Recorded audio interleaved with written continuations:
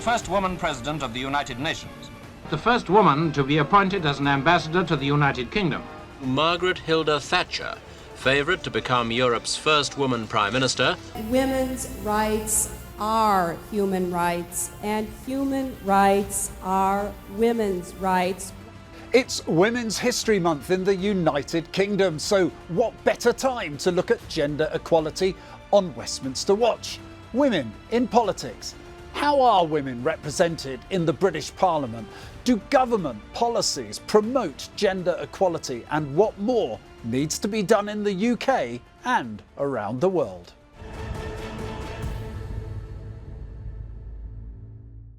Every year that goes by sees more firsts for women in politics around the world. Mexico, Iceland, Liechtenstein and Namibia all elected their first female leaders in the past year. The UK currently has its first female Chancellor, Rachel Reeves. But it's taken generations to keep chipping away at those glass ceilings. Our reporter, Ellen Morgan, looks at the history of women in politics in the UK and abroad. Women have been in politics for millennia. Before the Houses of Parliament even existed in the UK, queens reigned as heads of state. But women have been political in less obvious ways too. Unable to vote themselves, women could still influence the votes of their male friends and relatives. It's estimated around 500,000 women were members of the Primrose League, a group of volunteers who campaigned for the Conservative Party. Women were also active in trade unions and school boards, which oversaw local education. You have to fast forward to the end of the 1800s before women started to get equal voting rights around the world. New Zealand was the first in 1893. In the UK, the campaign for women's suffrage gained momentum in the early 1900s, with a growing subset called suffragettes, resorting to more violent campaigning methods. Led by Emmeline Pankurst, suffragettes chained themselves to railings, smashed windows, and even planted bombs. But it was the war which really changed things. Everywhere in the country, the process of taking over from the men continued. After women took on the men's jobs in 2 world wars, it became increasingly hard to say no. And in 1918, women over 30 who owned property became eligible to vote. But even then, women still couldn't stand for election themselves. In 1906, Finland became the first country to give all men and women both the right to vote and to run for office. In the UK, it was 1918, and Nancy Astor became the first female MP to take her seat in Parliament the following year. No woman who's worth her salt, having once put her hand to the plough, will ever turn back.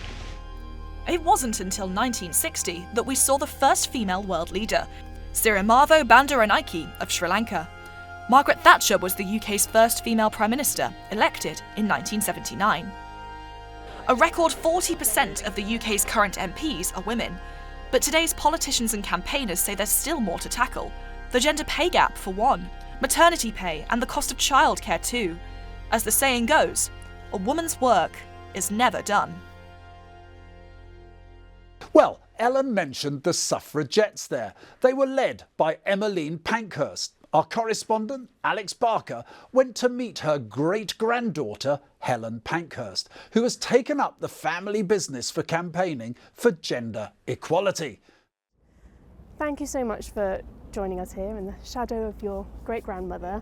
I mean, you must be used to this by now, but what is it like for you? I never get used to it. It's lovely. I always, when I pass by, come and say hello. And the number of times I find people looking up and explaining to others who she is and what's it about, and sometimes leaving flowers or ribbons or something. So it's still, I think she still means a lot in terms of the history of women's rights. We've come such a long way, obviously, from the days of Emmeline Pankurst, but what do you think are the sort of biggest challenges to gender equality now? I mean, there's the national, local and global story around that, really, isn't there? The number of times I talk to women in different countries and they're the same themes that come through. So I would say the single one that echoes most loudly as the area of inequality is around safety and violence against women, that infects absolutely every other aspect of women's lives globally. And then there's issues of voice and political representation, the fact that we're still not there yet in so many ways, economic inequality, issues around culture, sport, you name it, it's still there. Yes, there's been progress, but still so much to be done. You've mentioned a global picture there, and the UK government has just cut its international aid budget. And what did you think of that? I'm devastated, absolutely devastated. It comes on the back of the more or less closure of USAID. There are also other countries that are cutting aid. And what it means to me is that we are becoming increasingly isolated in our own countries, unaware, uninterested in what's going on elsewhere. And I think that that is dangerous as well as heartbreaking. But the other point I think to be made is, even if that's going to stick, can we please give more attention to women and girls and fund women-led organisations, because all of the statistics tell us that they are the most marginalised. If their voices are heard, development, change, etc. is magnified and more effective. So we're pushing for at least 20% of the tiny bit of aid that remains being very much focused on women-led organisations. And if we do look sort of within the UK's borders a bit more now, I mean, what do you think are the challenges for gender equality facing us here and this generation? When I talk to people of different ages and different socioeconomic backgrounds to say what is the challenge, what should we be focusing on, a number of answers come through. One is that point about safety, that unless women feel safe and until they feel safe, and unless men bear the responsibility about thinking of that and thinking about what their role is to call out the things that start with a joke or a little bit of a side comment, and that can lead to a lot more, and call out issues around online abuse, pornography, etc., things like that, then I think that we have a problem. So definitely the area of violence is a great one. And then it interplays into all sorts of things. We have now in the UK, in this building just in front of me, 40% of women MPs. That's brilliant. It's a lot more than there were before. But we're coming up to the centenary of equal franchise. So 1928 is when Emmeline died. It's also the year that we had equal franchise, so the law that allowed men and women to that equal right to vote. So 2028 will be the centenary, and my hope is at that point we will have a gender equal parliament in that building just there. And what is it you think politicians can do? What would you be saying to those MPs in that building? Well, I'd be saying reform the structure in there. It's not just the numbers of women that are in there, it's also how much voice they have, it's also what issues are considered. It's making sure that they stay for a second and a third term, because otherwise, if the whole atmosphere in the Parliament and outside is one that means that women go, whoa, I've done it for one term, I'm not sticking around because it's just so horrible, then that doesn't do anybody any favours. And then, policies right across the board, but I think they are interrelated: safety, political representation, economic inequality. Economic inequality is massive still. Pay gap, wealth gap, pension gap. I could go on and on. I mean, I do want to draw out a couple of the economic points, if I may. Maternity pay is another one. I mean, what do you want to say? Yeah, I mean, maternity, paternity pay, parental leave, all of those issues are still ones where the assumption is that the mother is the key nurturer, not just during the birth processes, but forevermore. The mother is the person who's responsible for the disabled children. The mother is the one who's responsible for elderly parents. And until that changes, we have inequality inbuilt into everything. Thank you so much, Helen Pankurst, for joining us on Westminster Watch. A real pleasure, thank you.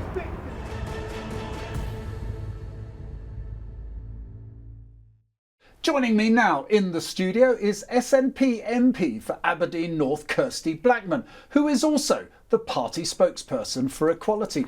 Welcome to Westminster Watch. Hello. You are also, of course, the only female MP amongst the SNP party there. What's that like? I mean, it's a bit odd. I miss some of my colleagues. You would expect that anyway, given our party's electoral fortunes last year. But I'm the chief whip as well, so I get to keep all 8 of them in line, and largely they do what they're told. Well, I'm sure most chief whips would like it that way and Indeed. no other way.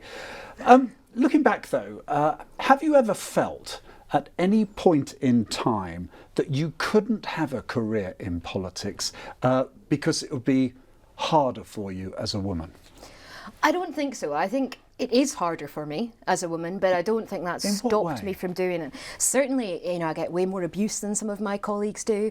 I get way more abuse about my appearance, for example. If you look at my Twitter feed, it's full of people saying critical things. Why is that, do you think? Because someone pointed out to me how, you know, Angela Rayner cannot be spoken about with someone describing what she's wearing, and some Theresa May in her shoes. Why is that? Absolutely. I don't know why it is. You know, maybe because men all wear suits and they all look a bit the same when they're all wearing their suits, and so it's not quite so obvious that they're wearing something a bit different and a bit flashy. I don't know, but I suppose it's just because of the way that society is. You know, we still live in a patriarchal society. Well, I've been elected since I was 21, so I was a city councillor for 8 years before I did this job. So actually, before Twitter existed, I was already, you know, in the public eye. So pretty much I've grown up doing that. I've not known anything else in, you know, the majority of my adult life, and have always had to sort of be careful about what I say and think about the way that I present things. I'm sure it's not necessarily how you anticipated making national headlines, but back in 2016, you did make headlines when you brought your child into, I think it was a committee bill reading stage. Tell me, talk us through that. What led to that, and what was the reaction of your colleagues? Yeah, it was a Scottish Affairs Select Committee, and do you know, I didn't even think about it beforehand because my children were born when I was a city councillor. I took them to council meetings. They always came with me. They've always been, you know, a part of my public life as well as a part of my private life. And I just hadn't thought that it would be any sort of an issue. But having them in the room was okay because members of the public were allowed. But when I took her up to the table, I was told that I was not allowed to do that.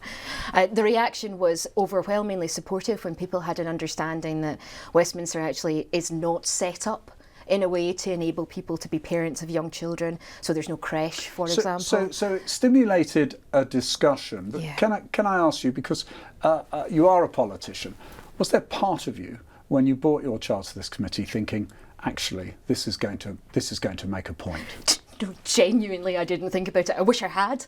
I wish I'd had that level of foresight. In hindsight, I probably should have known that this was going to make a splash, but as I say, I'd been bringing them to council meetings since they were born, and I didn't really consider that it was an unusual thing to do. Has Parliament become more supportive as an environment for working MPs and mothers? I think we're getting there now. I think the fact that there's a nursery is really helpful, so some people can bring their children down here and have them go to the nursery. But it seems odd it's never been there. I mean, how come it's taken so long? Is it simply it's been a male-dominated environment? Well, partly that, but also if you look at the standing orders of the House of Commons, right, you know, a good chunk of them were written before the year 1900, never mind before the year 2000.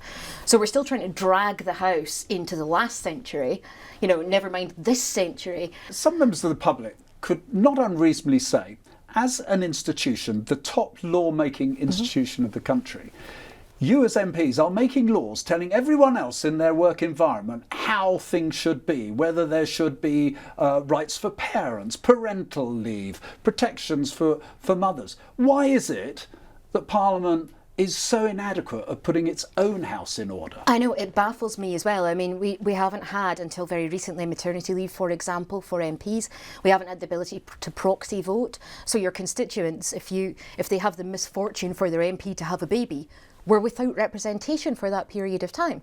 And it's just daft because it particularly excludes single mothers, it particularly excludes mothers of young children and parents of young children. So I'm glad that we are seeing change, but it's been a long time coming. And yet you had to vote in special legislation for a Secretary of State to have maternity leave. Were you kind of partly ashamed that you had to do that? Absolutely. I mean, you know, for the organisation that is, as you say, making the law, we should be leading the way. We should be the trailblazers in this. We should be saying, do as we do, not just do as we say. One final question, really important question, however. What advice would you give to a young woman who wants to be involved in politics now? The most important thing to have as an MP, the most important quality is empathy. And actually there's so many young women out there who care deeply and are able to listen to people and empathise with their situations. If you can empathise with people, you will be a brilliant, brilliant MP. The barriers, though? Are you saying that the barriers are relatively small to overcome, or do you think they've got to be prepared for bigger barriers? No, there are huge barriers, right? I represent oil and gas country in Aberdeen. It's exactly the same barriers there, where, you know, it's almost totally male dominated in the higher echelons of it. You've got to fight harder than the men, you've got to be better than the men in order to get there. But if you can demonstrate that empathy, if you can demonstrate that passion on behalf of the people that you want to represent, then you will be a brilliant representative, and it is so worth it, even though it's really hard some days. Kirsty Blackman, Member of Parliament for Aberdeen North, thanks very much indeed for joining us here on Westminster Watch.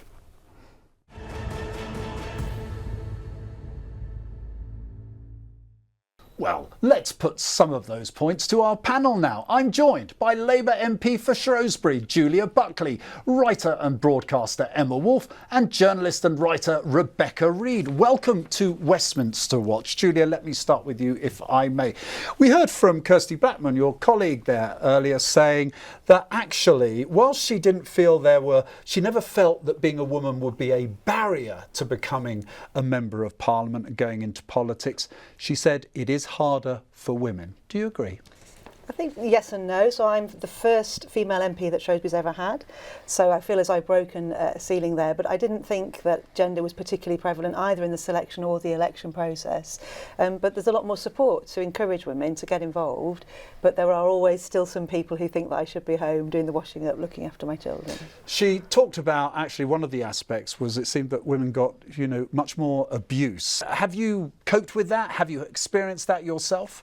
So actually the reason that I stood for election is because I was friends with Jo Cox, and what happened to her really compelled me to step forward. So it actually gave... Jo Cox, of course, was was murdered on the streets just doing her job. So it made me want to stand up and be counted. But I've been in politics for 8 years as a local councillor and then leader of a Labour group, and so I would say I've probably had a bit of training in receiving, negative messaging on social media. And do you feel women get it more than men, basically? I think so. There is a misogynist element to it. We are made to feel very safe. Parliament provides us with security at coffee mornings and surgeries, so I accept that the threat is credible, and I say to my team, the threat is credible. I'm here because of Jo Cox, so believe the threat. Emma, Rachel Reeves, first female Chancellor, Kemi Badenoch, leader of the opposition. British politics has got a pretty good reputation when it comes to women in the top jobs, hasn't it? Historically, yes. We've had, 3 excellent female prime ministers, but I think at the moment the outlook for women in politics, UK politics, or actually globally as well, is fairly depressing. I don't think many people are wildly impressed by Angela Rayner. I don't think that Yvette Cooper has done much as our Home Secretary to deal with immigration or any of the issues, the urgent issues facing us. Rachel Reeves, I'm afraid, is a laughingstock. I was absolutely Team Kemi all the way. I think hasn't hugely impressed. She's been a real disappointment as leader of the Conservatives. So I think we have a lot of UK women in politics, but not really in power, not being that influential. And the same thing goes, Nick, globally.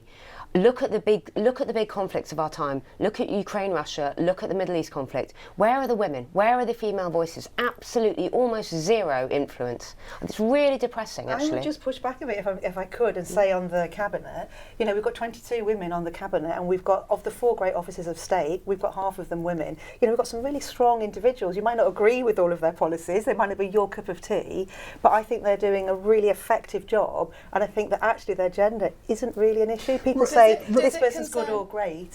So this is not a Labour thing or a Tory thing or any other party thing. But is it not concerning that the women that we currently have in the cabinet are predominantly not of childbearing age, so it's probably not a pressing issue. But if any of those women were to have a baby, they can't take maternity leave. We have brought forward new legislation around maternity and paternity. So back to the men playing their role. Actually, it's about sharing those family responsibilities and making sure the rules enable that. You start a situation where Stella Creasy and Kemi Badenoch together, which is not a pairing you see very often, had to come in with their babies to talk about this. And I still think that when we talk about Westminster for women, fundamentally, at the bottom end, when you're younger, there is this endemic issue of sexual harassment. And in the middle part, when you're slightly older, there is this issue of not being able to take robust maternity leave. And then you get older, and then you get all of the misogyny that older women face. So where would you say we are on the scale of looking at competitor nations of ours in Europe, looking around the world? I think we've got superficial freedoms. Of course, any of us, we can go into a pub on our own, we can go to the cinema on our own, we can wear miniskirts. Women have got superficial kind of social freedoms, definitely. But when you actually look at the detail, a survey the other day, just a few weeks ago from the Centre for Social Justice, showed that young women, 2/3 of young women are living in fear of their male peers. We have a terrible situation for women. The person who is most likely to murder you in your whole life is your partner. Let's talk about violence. Let's talk about violence against women, because I think you're absolutely right. It's a very important issue. Perhaps I could ask Julia. Ask Julia this question. A woman is killed by a partner or her ex. It's our number one mission is to tackle it. Is that the case, that it is the government's number one mission? I don't doubt they take it seriously, but actually, don't you think, for example, that when we have a situation where if a woman reports to the police a rape, it can take 3 times as long for a recommendation to go to the CPS than it does for any other crime. And one of the ways of solving that would be more funding for justice to speed up that process. That's just last week we announced additional funding for justice, and specifically to set up more family courts and to increase time in magistrates courts, family courts, exactly to get these cases through quicker, because the delays that you describe are causing absolute misery to those defendants bringing things forward, and for them to relive and to worry in 2 and 3 years waiting with that hanging over their head, it's just not acceptable. Let me ask you this, Rebecca, if I may. There have been cuts to international aid. The money that goes to international aid also includes empowering women abroad.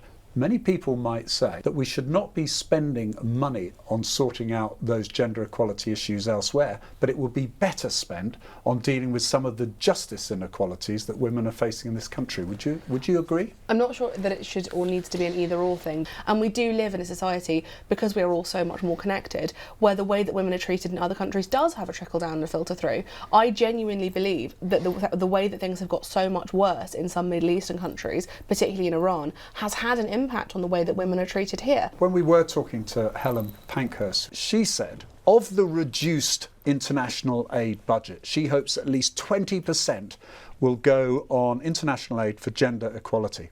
Is that something you think should happen as well? It's an entirely reasonable suggestion, and I'm very sure that will be discussed when they look at how the aid best be spent. So let's be clear, aid isn't being reduced for 2 more years, so that'll come in 2027. So the projects continue for 2 more years, and we'll be moving from one of the highest spenders to a medium spender. So we're still investing a huge amount of money across the world. The Labour government particularly, but governments before them, have increasingly put the responsibility for maternity, paternity care onto the employers, with less on the state. So if you go to countries in Scandinavia, for example, the state does a lot more financing. Do you understand when an employer says, actually, I am now in a situation where this is a very onerous burden for me? And this has only got worse. The cost of employment now, and that burden, which falls on small and medium-sized businesses across the UK.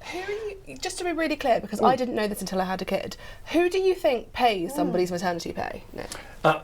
Listen, I'm talking about the employers on costs, who they do. Now, we know that the government subsidises it. The employer has to then take on someone else as well. It is an onerous burden for small businesses. Is it a fair burden? No, absolutely. And if you are a well-run business, taking on somebody else is the best opportunity you can have. It's functionally an opportunity to bring in consultancy. You get to bring in somebody else for 6 months or 9 months or 3 months, get all their ideas, all their experience, somebody who maybe, if you've got a bit of a blind spot, somebody really amazing at social media, that is a fantastic opportunity. You're talking about advanced companies. We're talking... If I'm running a pub, I am not paying anything extra. They literally... the government pays the cost of recruiting a new person, the cost of training them up. Put a sign in the window. There are many businesses, and indeed even in the hospitality business, that couldn't put a sign in their window and recruit someone. But you can legislate, Julia and her colleagues can legislate as much as they like. But there is a default mechanism. Emma, let me start with you. And the mechanism I'm talking about is when the child is sick, it's often the mother who is taking time off work, going home to help them. Are we ever going to achieve what you might say is true gender equality? Of course we're not. Women bear children. You're always going to be the primary carer. I think sometimes it's the teeny things that make a difference. So for instance, if all Ofsted registered child care providers have the number for both the father and the mother, then when they do go to do the phone call to say someone's sick, unless told otherwise, alternate between the two. Yeah. That's a very small change. So it's personal responsibility. I see my friends have babies, get really good at looking after those babies, get so good at it that they cut the husband or the boyfriend out of the equation, and then they do all of it because it's easier. And women have to individually take responsibility of saying, no, I will let him change the nappy and he will do it less well than I will, but he'll get better and then we'll both be good at it. So some of it is personal responsibility. But that's changing female nature. We always step in and say, look, it's easier if I just do it myself. But it's not easier long term, it's harder. But there's a social expectation that it would be the mother. And so when I first stood for Parliament, a lot of men said to me, but who's going to look after your children? And I said, probably their father. Yeah. And so when my children were younger, I worked part-time and I was that first carer. Now they're a little bit older. When I was elected, my husband has, just as you described, that he has now gone part-time to be that primary carer. So it's not impossible, but the thing that unlocked it is equal pay, because now that I am the MP, my salary is the same as my husband's used to be, so we can afford for my husband to work part-time. Without equal pay, whatever the woman is the lower pay... But you can't engineer a husband and wife or partners having the same quality sort of jobs earning the same salary, can you? But what you can engineer is that men and women earn the same salary for the same job. So whatever women always earn less than men, or usually, it will always be financially viable, more viable for the husband or the partner to be full-time and the woman to take on more caring responsibilities. I sense we could go on for a long time. I'm not going to be allowed to let you go on, and I take my life in my hands when I say that. But Rebecca, Emma, Julia, thank you very much indeed for joining me here on the sofa for Westminster Watch. Indeed, thanks again to all my guests for joining me, and don't forget to connect with us on X at TRT Westminster. But for now, from me and all the team here, goodbye and thank you for watching.